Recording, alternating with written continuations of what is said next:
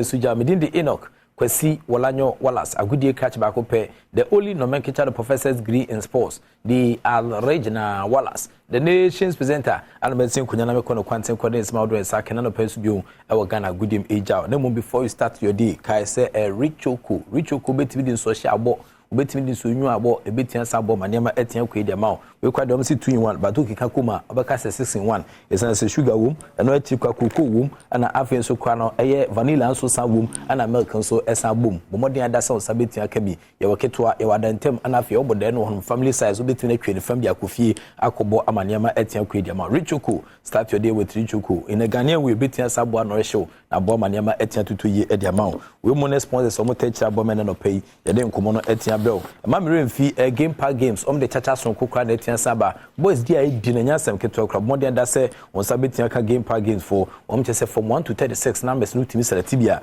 na to dia ne wa na ukono ubetia twa 1 Ghana cedis an kopem 350 Ghana cedis and afu betia we 26 times stake no amazing pick one game no and amedi one day say dia channel no dial *946# *946# all networks and also be call www.gameparkgames.com na for nem pay 14 seconds also anopa awia and afin so na chu the zoom e between the dollar bro Monday to Sunday and asado etime santo fm game park games or say more mula more power omo techiri pan de dwumedi e bro Samsung National Lottery Authority for pay for techiri oni mu firi ngotwemfa ho nyim esan se chachadiwa wani betia prunsu adwene betia hyehyew wani betia ekọ anitim sew na odi adwene kakra etia santo we mu and sponsors ne emu etotoro to ne etwetwe twa mo techiri aboa emena no pay den komo no etia saba a journey of 1,000 kilometers begins with the very first step e chase e dey feel the second leg of the African Football League a live commentary ne bra Adom TV so ma hu ye oba sempa na fe so Adom TV so a won sena komo no AC Echo na eni wo sena hye ne AC Tedia na sempemfo chese bibia betwema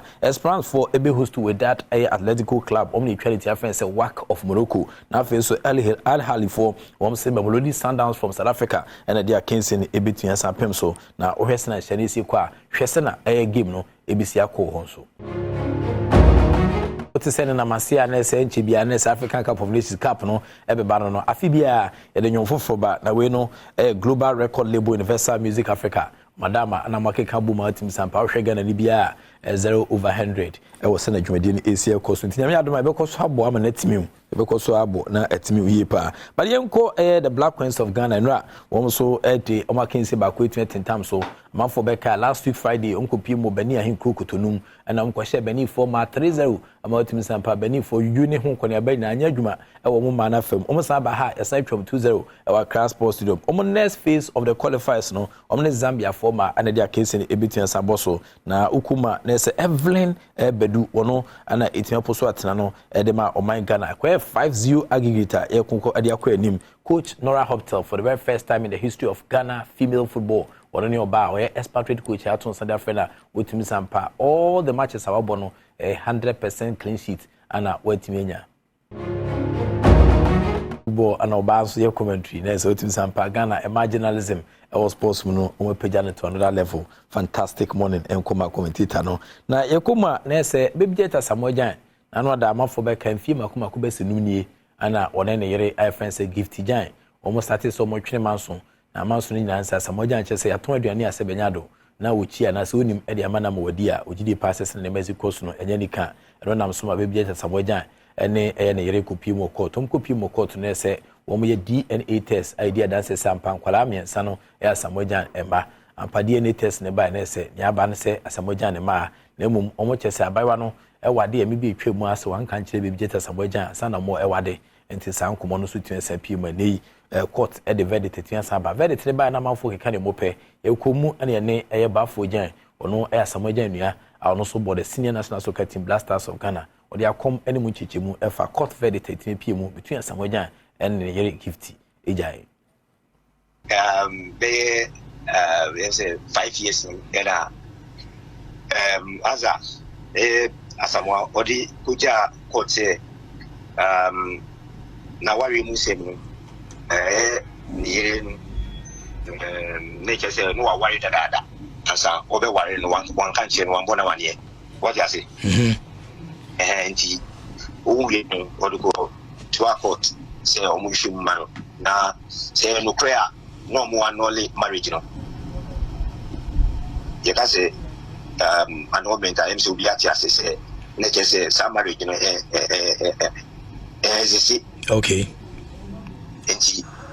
and ruling the buy and the ruling the buy which is court fee on name say you remember say your bar into being worried you un divorce and just say udada one more one kind of branch and worry and the court the ruling the bar maybe a teacher say we try worrying say our any exist and the Wallace yeko en asema eba en ruling no and I feel so say property same na mati say in for keka you would me say only obad wo no say oto time man wo baby na wo no only kwala do e was think this one na oboti any oban dino is that that wo oban di ele dia what you say okay obanu on to plot o te passe o person no body gas station e no say obanu e di dim e o di dim media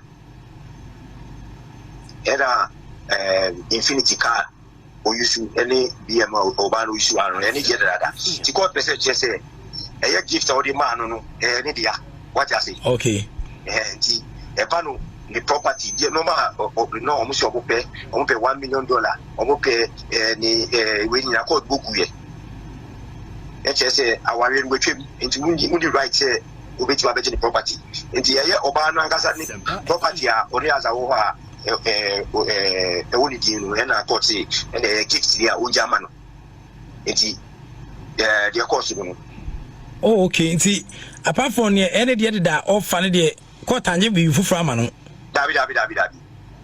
Na okay. Wadama na nkwala no so na eho nkomo kakra eno so wasem pie mu nkwala miensa na yesi azase enye ne ma no eno so eho asem tesen.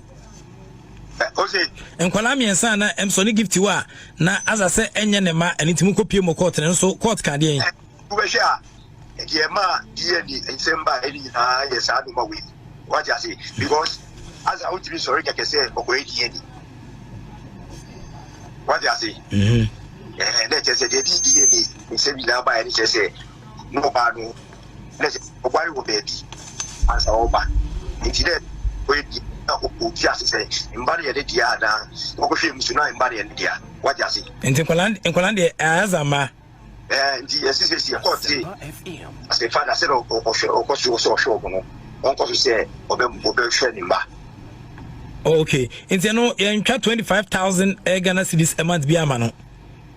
We be 25,000 cedis a month. Obe. So dey had your ocean in Badada. Okay. Okay. Inti say the quarter and say 25,000 there. Every month be offer man and call an. Offer man call an. Oh okay.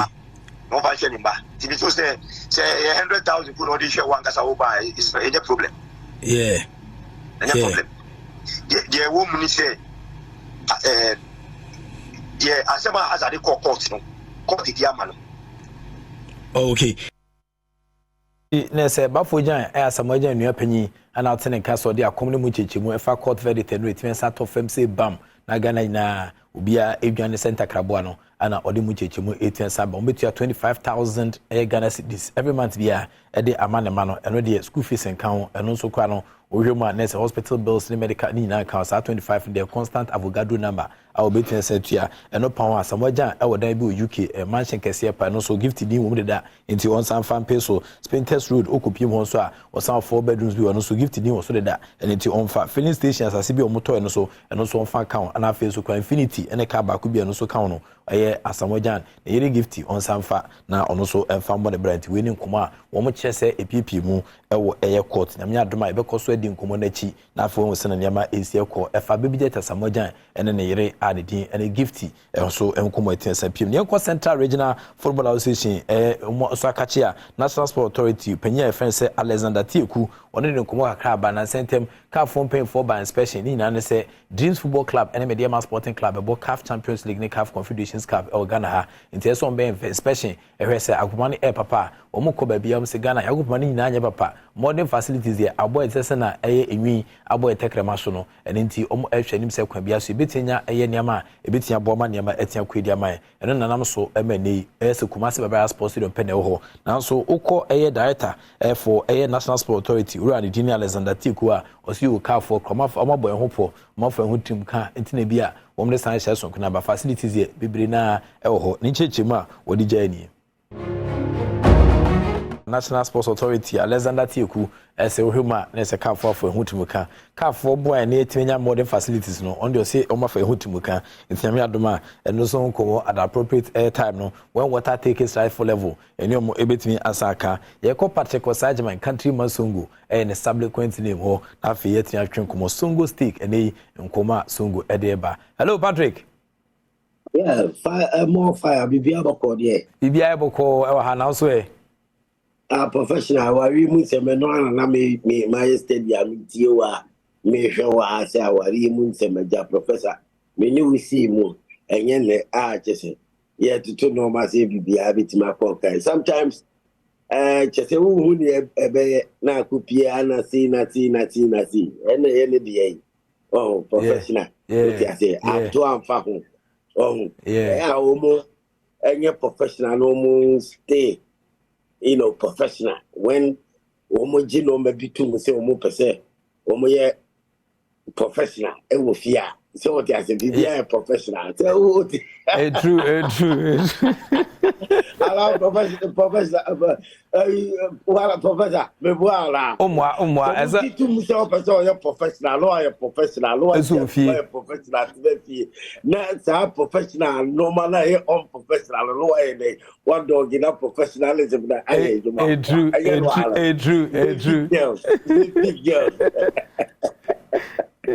Professor, nwanwa na enye nwanwa susu bepiri se ekuro we yempan for one power ehia wo mo me pese me president me pese me boss me pese me chairman to abama me o ye president bia what next ko fo anu mu be ye adwuma no yesira mu hwese nkofo na nyese mu fiefuo wo fa ase bi unua wadamfu bi a waboa wo danti obi ankase mu obi moa obi o party member waye campaign aman on sem fatakura ase ye beye no panyini a ne amani tibre on sem fata se ye beye no sports minister ne aye no sports minister sa ade no se tutwa also teacher when you are president yes or family anyone call for person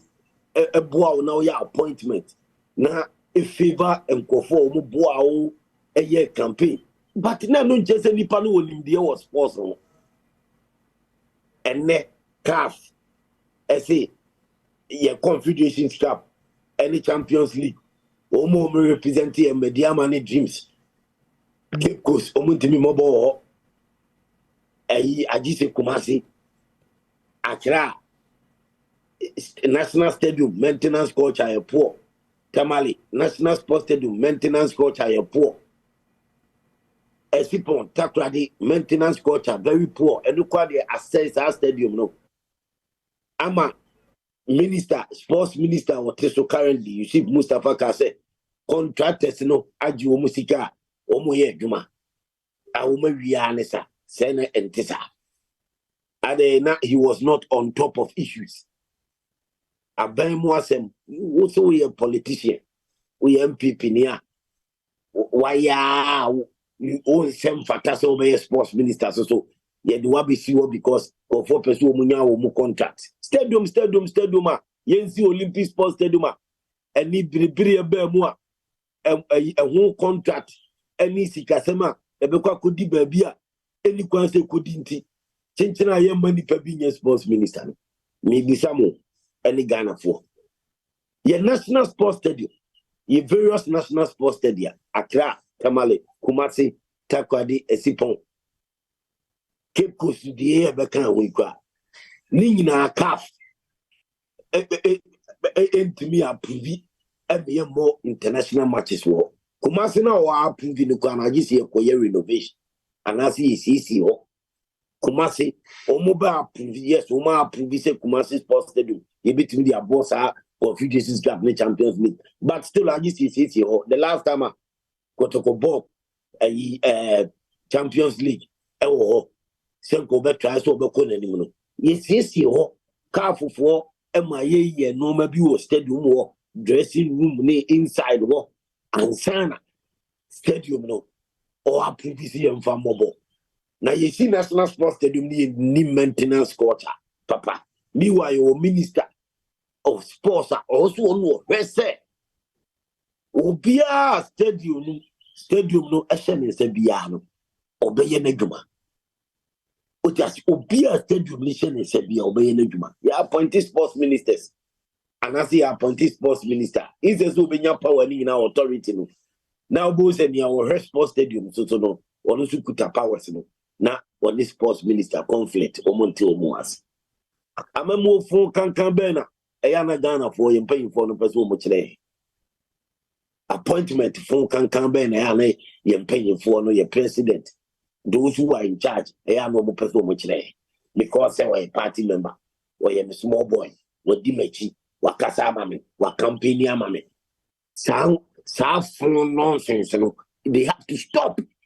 For competent people to be ministers, ministerial positions were Ghana. No, it should be competent people. Oma shia dia wonim dia. It was our ministerial position will be to say sports because your various sports stadium, your national sports stadium, ningna mythical standard. I just say Kumasi no, Kumasi no so na just say ya renovation. I say yes. National sports stadium yet. The nation's Wembley, Sani Yakano, Accra, Paketa, baby, our president Kufuado. Sa a stadium, okay. Ya Bobo, I just see, and look around in future ball, chaka, ball, current to me. Now, no, I need Liberia, I say, oh, yeah, in future, ball, current to me. Okay. Your sports ministers for what? Wallace. Only what here for, no, what for. Your sports ministers for what? First sports minister, they will keep the various infrastructure on point. Maintenance culture, see your infrastructures, your stadia, your beshen and kuye.